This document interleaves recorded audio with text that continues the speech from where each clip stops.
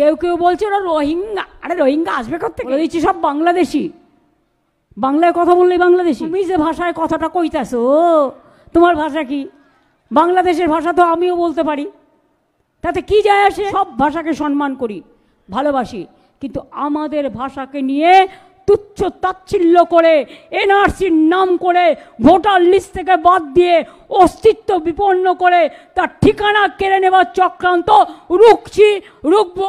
একটা মানুষের ঠিকানা কেড়ে নিলে মনে রেখো তোমাদের ঠিকানাও থাকবে না। গেলেন কবি গাইলেন স্বাধীনতা আন্দোলনে, বাঁধ ভেঙে দাও, বাঁধ ভেঙে দাও, ভাঙো, বন্দি প্রাণমন হোক উধাও, ভাঙো, শুকনো গাঙে আসুক জীবনেরও বন্যার উদ্দাম কৌতুক, শুকনো গাঙে আসুক। উনি বলেছিলেন ভাঙনেরও, আজ বেঁচে থাকলে বলতেন জীবনেরও জয়গান গাও, জীবনেরও জয়গান গাও, জীবনেরও জয়গান গাও।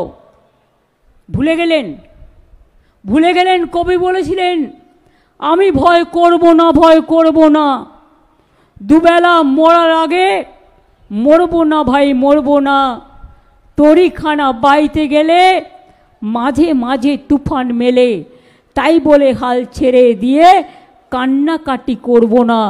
আমাদের চিরকালের বিশ্বজনীন সার্বজনীন আইকন। মনে রাখবেন, যারা ইংলিশ মিডিয়ামেও পড়েন নিজের অস্তিত্বটাকে মনে রাখবেন, নিজের ঠিকানাটাকে মনে রাখবেন। সব ভুলে যেতে পারেন, নিজের অস্মিতাকে ভুলবেন না, নিজের ঠিকানাকে ভুলবেন না, নিজের কুটির ঘরটাকে ভুলবেন না, নিজের বাবা মাকে ভুলবেন না, নিজের টিচারদের ভুলবেন না, নিজেদের জন্মভূমিকে ভুলবেন না। গান্ধীজি বাংলাকে কত ভালোবাসতেন। জন্মেছিলেন পোরবন্দরে, আমেদাবাদে, গুজরাটে। যখন দাঙ্গা হলো দেশ সাত বিভাগের পর, ফ্রিডম অ্যাট মিডনাইট প্রোগ্রাম হচ্ছে সংসদে, গান্ধীজি কোথায় ছিলেন?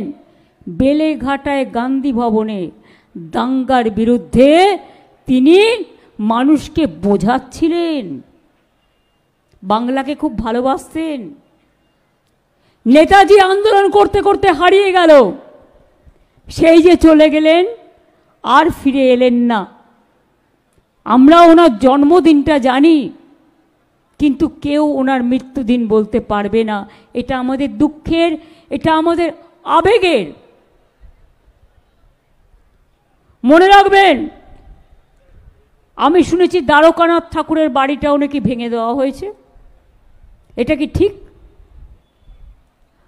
আমি বোলপুর শান্তিনিকেতন যে ডেভেলপমেন্ট অথরিটি আছে, তাদের বলবো জেলা শাসকের সাথে কথা বলে, ওটা হেরিটেজ বিল্ডিং ছিল, ওখানে একটা ব্লু প্ল্যাক অন্তত দিয়ে রাখতে, যাতে মানুষ বুঝতে পারে ওটা দ্বারকানাথ ঠাকুরের বাড়ি ছিল। আমি এসেছিলাম অমাত্য সেনের বাড়িতে, যখন শুনেছি তার জায়গাটাকেও তাকে অস্তিত্বহীন করবার চেষ্টা করেছিল, এবং সেই সময় আমাকে আমার জেলা শাসকও খুব সাহায্য করেছিলেন। আমি তাদের কাছে কৃতজ্ঞ। আমি শান্তিনিকেতন আজকে নয়, আমি যাদবপুরে যখন প্রথম এমপি হই, বিশ্বভারতীর কোর্টের আমি মেম্বার ছিলাম, আমি তখনও এসেছিলাম। আমি শান্তিনিকেতনের কালচার জানি, আমি বিশ্বভারতীর কালচার জানি, আমি জোড়াসাঁকো ঠাকুরবাড়ির কালচার জানি। তাই বিশ্ব বাংলা ইউনিভার্সিটিও এখানে একটা করেছি, ওই বিশ্ব বাংলার নামে, বিশ্বকে চেনাবার জন্যে। একদিকে রবীন্দ্রনাথ ঠাকুর গাইলেন, কত গান গেয়েছেন, কোনটা বলবো আর কোনটা বলবো না, কোনোটাই তো শেষ নেই। রবীন্দ্রনাথ ঠাকুর বলছেন, প্রাণ ভরিয়ে তৃষা হরিয়ে আরো আরো আরো দাও প্রাণ। স্বাধীনতা সংগ্রামীদের, সমাজ সংস্কারকদের উজ্জীবিত করছেন।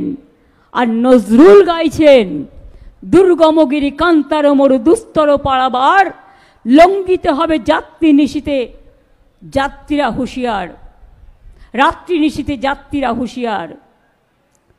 নজরুল বললেন, কি বললেন? হিন্দুরা ওরা মুসলিম, ওই জিজ্ঞাসে কোনজন, কাণ্ডারি বলো ডুবিছে মানুষ, সন্তান মোরমার। নজরুল গাইলেন, ফাঁসির মঞ্চে গেয়ে গেল যারা জীবনের জয়গান, ৮০ অলক্ষে দিয়ে ৮০ অলক্ষে দাঁড়ায়ছে তারা দিবে কোন বলিদান। রামকৃষ্ণ পরমহংসদেব বললেন, যত মত তত পথ, সর্বধর্ম সমন্বয়। স্বামী বিবেকানন্দ বললেন, unity is strength and divide is fall. Swamiji বললেন, আমি চাই ম্যাথরের ঘর থেকে, মুচির ঘর থেকে, দরিদ্রদের ঘর থেকে, চাষার ঘর থেকে উঠে আসুক নেতৃত্ব দেশের। তিনি একদিন এক মুসলিমের বাড়ি গিয়েছিলেন। তাকে অনেকে জিজ্ঞেস করেছিল, আপনি হিন্দু হয়ে মুসলিমের বাড়ি গেলেন কেন? তিনি বললেন, তামাকটা খেয়ে দেখছিলাম জাত যায় কিনা। যেটা কবি নজরুল লিখেছিলেন, জাতির নামে বজ্জাতি সব জাত জালিয়াত খেলছে খেলা। বন্ধু, এইগুলো পড়েই তো বাংলা মিডিয়ামে পড়ে আমরা বড় হয়েছি। আমিও বীরভূম জেলায় আমার জন্ম, চলে গেছি সঙ্গে সঙ্গে কলকাতায়। কিন্তু আমরাও মনে রাখবেন, একটা গ্রামে কোন কোন গ্রামের পুকুর আছে, আমার প্রত্যেকটা পুকুরের নাম মুখস্থ। কোনটা কোন পাড়া আমার এখনো মুখস্থ। মানুষ একবার যা শেখে তা কখনো মানুষ ভোলে না। এটা আমাদের গর্ব। আমি অনেককে বলি,